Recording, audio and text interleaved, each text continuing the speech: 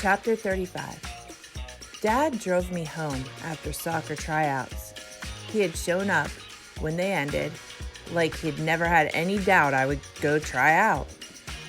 What a know-it-all. He beamed and asked a million questions as I described every detail of the tryouts to him in the car. When we got to Stagecoach Pass, he opened the center console and pulled out an envelope. "I found this in a drawer in the steakhouse," he said. He turned the envelope over, and I saw the one word was written on it: desk. They don't fit the desk in the office. He opened the flap on my book bag and slipped the envelope inside. "Let me know what you find in there, Sheebs." I ran as fast as I could to the storage shed before I lost the last bit of light creeping in through the filmy windows. I slipped a foot out of my flat and opened my book bag. I removed the envelope and slid my toes inside. I pulled out a ring with 2 small keys hanging off of it. I felt like I was playing one of those impossible carnival games as I attempted to slip one of the keys held between my toes into the hole in the desk. It finally fit, and I pushed it all the way in with the bottom of my foot. It took all my strength to turn it, and it hurt the skin on my toes, but the key turned in the lock. I pulled the bottom drawer out and looked inside. Another stack of papers. I pulled those out, barely able to read any of them in the failing light. But underneath the stack, lying on the bottom of the drawer, was a framed picture. I carefully lifted it out with my feet and laid it on the floor in front of me. It was of 2 red-haired women. They stood in front of the steakhouse, and they had their arms around each other. The older one I clearly recognized. The other I didn't. But I could see my face in hers. She wore the necklace, and she was pregnant. I slipped the picture into my book bag and carried it home. Mom was already putting dinner on the table when she turned and gave me a huge smile. "So, how'd it go?" For a moment, I didn't know what she was talking about. "Oh, soccer." "Of course soccer," she laughed, then her face fell. "Did it not go well?" "No, it went great." "What's wrong?" she asked. "I opened the desk," I told her. She stared at me silently. "I found a picture in there. It's in my bag." Mom immediately lifted my bag off me and carried it to the table. She opened it and pulled the picture out. She studied it intensely. "I know where it goes," I told her. We walked to the museum together, and Mom pressed the picture against the empty space in the wall. The Kavanaughs, 2004. The year I was born. Mom let out a big sigh. "After you showed Dad and me the picture of that girl, we worried maybe it was something like this, but we weren't sure, and we didn't know who would have. We even tried contacting the adoption agency we used, but your old birth certificate and any identifying records were sealed. They couldn't tell us anything. We hadn't decided what else to do about it yet." "I don't know what to do about it either," I said. "Do you think she knows?" Mom turned to me and ran a hand down my hair. How could she not? She put her hands on my shoulders and squeezed. "Do you want to go talk with her?" I looked at the older lady in the picture. I needed to know, and my parents needed to know. I took a deep breath. "Okay," I whispered. "Do you want me to go with you?" I looked up at her. "I think maybe I should go alone." Mom nodded. "I understand." I made my way to the steakhouse, the photo in my bag. I watched as Josephine took an order from a table and then followed her back to the kitchen. She noticed me as she placed a couple of burgers on her tray. "What you doing back here, Avon?" "I need to talk to you." "I'm awfully busy." She pushed through the swinging doors back to the dining room. I followed her out to her table. I waited while she placed the burgers in front of her customers. "I need to talk to you," I told her again as I followed her back into the kitchen. I could have easily walked away, but I wouldn't let her or my nerves scare me off. She stopped and folded her arms. "Now what could be so important that you would interrupt dinner like this?" I stared at her, my heart racing. "I won't leave until you talk to me." She made a big, frustrated sigh and led me to the restaurant's little office. "Better make it quick," she said. "I've got tables out there waiting." I placed my bag on the desk, opened the flap, and pulled out the framed picture with my foot. It was heavy. My toes trembled, and it started to slip.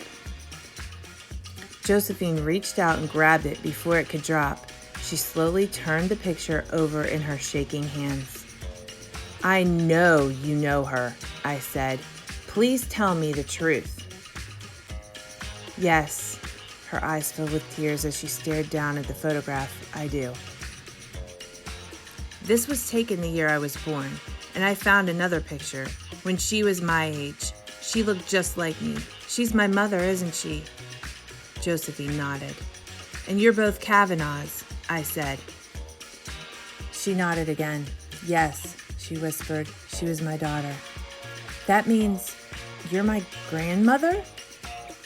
She looked up at me from the picture. "I am." "Is that why I'm here now? Are you the one who brought us here?" "You're here because I wanted to see you, to meet you." I shook my head. "What for? Were you ever going to tell me?" "No." I took a deep breath and let it out slowly. "I'm so confused. So, where is she anyway? Is she somewhere around here?" "She's gone," Josephine said. "Died a few weeks after you were born." "Oh," I breathed. I'd always assumed my parents had given me up because of my disability. I had never considered that my mother had died.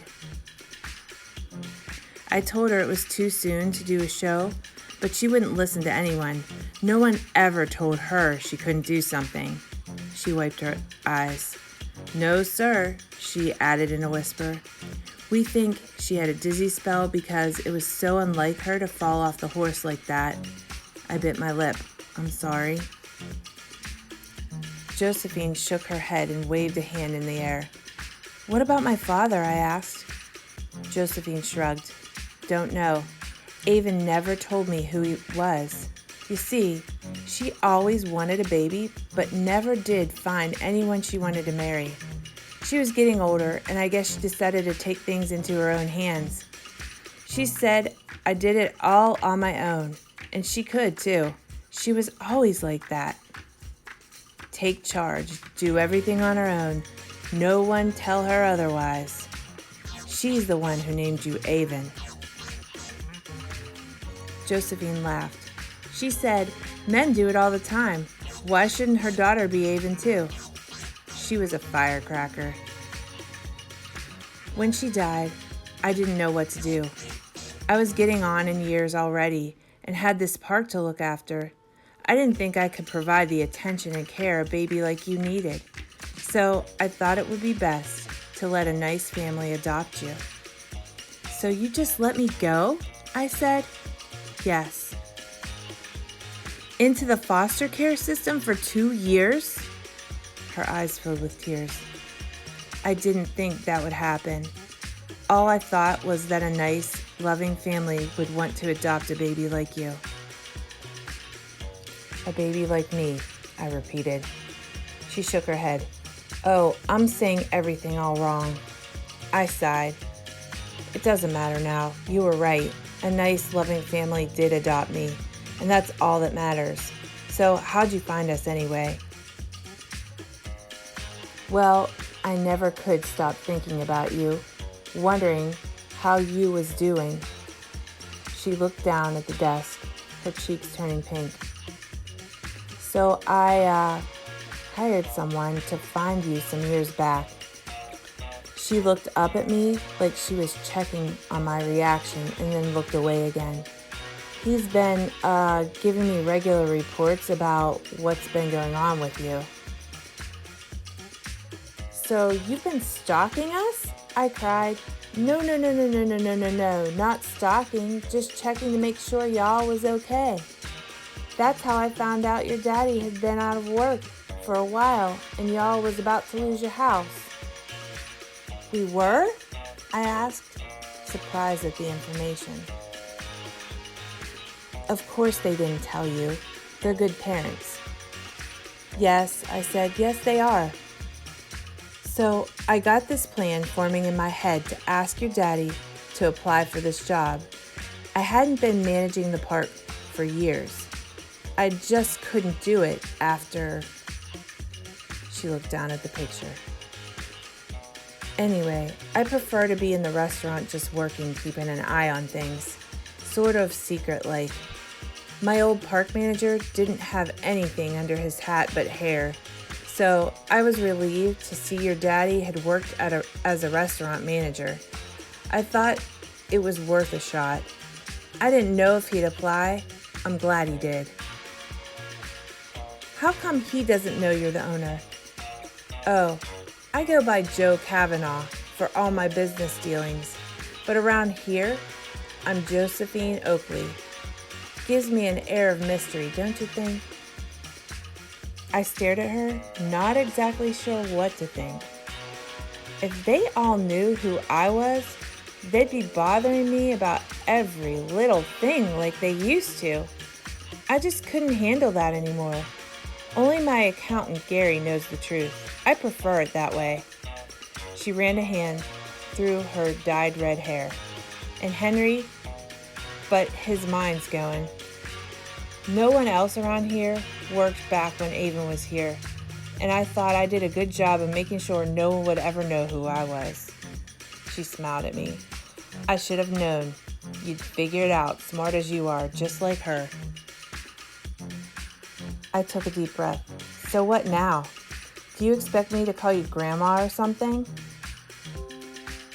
Oh, heavens no. I never even planned on telling you who I was. I'm leaving Stagecoach Pass. It's time for me to retire. Over 80 years old and still working like a dog. Stick a fork in me, I'm done.